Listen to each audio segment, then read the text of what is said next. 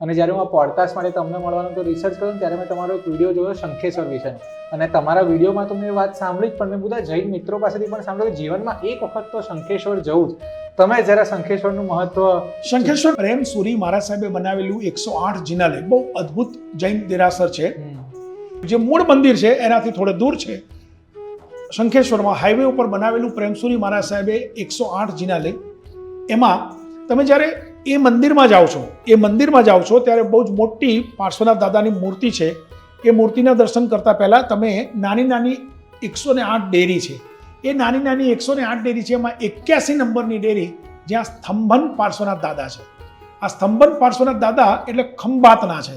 હવે હું એટલું, મારો પોતાનો અનુભવ એવું કહે છે કે જો તમે શંખેશ્વર જાઓ અને એ 81 નંબરની ડેરી સ્તંભન પાર્શ્વનાથ દાદાને મંદિરે જઈ તમારા મનની અંદર, જેમ અત્યારે તમે ને હું વાત કરીએ છીએ એમ દાદા સાથે વાત કરવાની છે.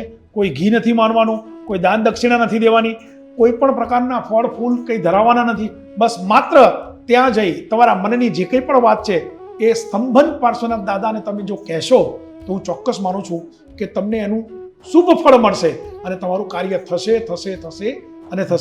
તમે સ્તંભન પાર્શ્વનાથ દાદાના મંદિરેથી થોડાક, એ ડેરીએથી થોડાક આગળ નીકળશો તો ત્યાં પદ્માવતી માતાનો ગોપ છે.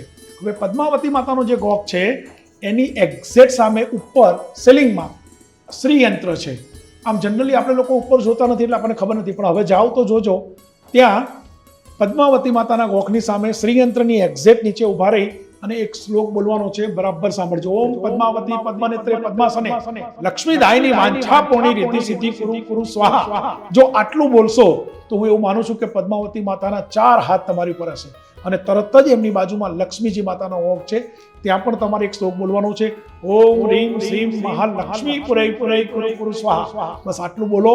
એક વખત શંખેશ્વર જજો, સ્તંભન પાર્શ્વનાથ દાદાના દર્શન કરજો. હવે જે લોકો દક્ષિણ ગુજરાતમાં, એટલે કે જે લોકો બરોડા તરફ રહે છે, એ લોકો કદાચ માની લો કે શંખેશ્વર નથી જઈ શકતા તો ખંભાતમાં સ્તંભન પાર્શ્વનાથ દાદાનું બહુ જ અદ્ભુત મંદિર છે.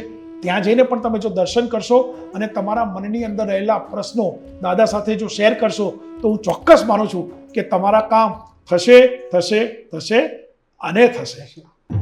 શું આપ માનો છો કે મહેનત અને અપેક્ષાના પ્રમાણમાં વધુ ફળ અને સફળતા મળવી જોઈએ, તેમજ નસીબ વધારે સાથ આપે તો?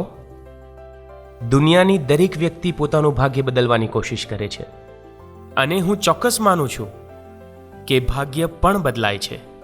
તો કેવી રીતે? કુલ 3 રીતે ભાગ્ય બદલાય છે: ગ્રહોથી, કર્મો દ્વારા અને ભૂમિ થકી. આપણી કુંડળીમાં ગ્રહોને યોગ્ય જગ્યાએ ગોઠવવા એ આપણા હાથમાં નથી, તેથી ગ્રહોથી આપણે ભાગ્ય બદલી શકતા નથી. આ ભાવમાં કરેલા કર્મનું ફળ આવતા ભાવમાં મળે છે, તેથી કર્મોથી પણ ભાગ્ય બદલી શકાતું નથી. તો ભાગ્ય કઈ રીતે બદલી શકાય?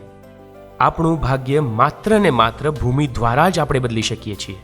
તમે જે જગ્યાએ તમારા પરિવાર સાથે વસવાટ કરો છો, જે ભૂમિ ઉપર વેપાર અને ધંધો કરો છો, તે ભૂમિ જો વાસ્તુની દ્રષ્ટિએ બેલેન્સ હશે તો નિશ્ચિત તમારા જીવનમાં સમૃદ્ધિની લહેર આવશે. ભૂમિનું વાસ્તુ બેલેન્સ કરવા શું કરવું, અને આપણી જે ભૂમિ છે તો શું તે વાસ્તુની દ્રષ્ટિએ બેલેન્સ છે, તે કઈ રીતે જાણવું?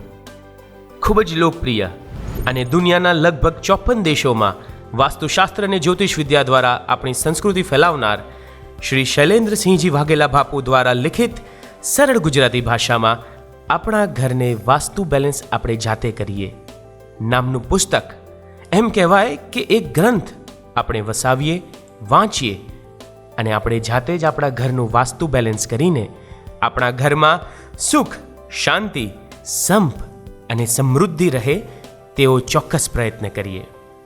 આજે જ આ અમૃતરૂપી ગ્રંથ વસાવો, વાંચો અને જીવનમાં સફળતા મેળવો. વિશ્વભરમાં લોકપ્રિય અને જાણીતા શ્રી શૈલેન્દ્રસિંહજી વાઘેલા બાપુના 30 વર્ષના વાસ્તુ અને જ્યોતિષના અનમોલ જ્ઞાન અને ગાઢ અનુભવની અનુભૂતિ માટે આજે જ સંપર્ક કરો. Bapu's World, 305 Chitrarath Complex, near Hotel President, CG Road, Navarampura, Ahmedabad. Mobile 989898 8868. Email ggbapu@yahoo.com.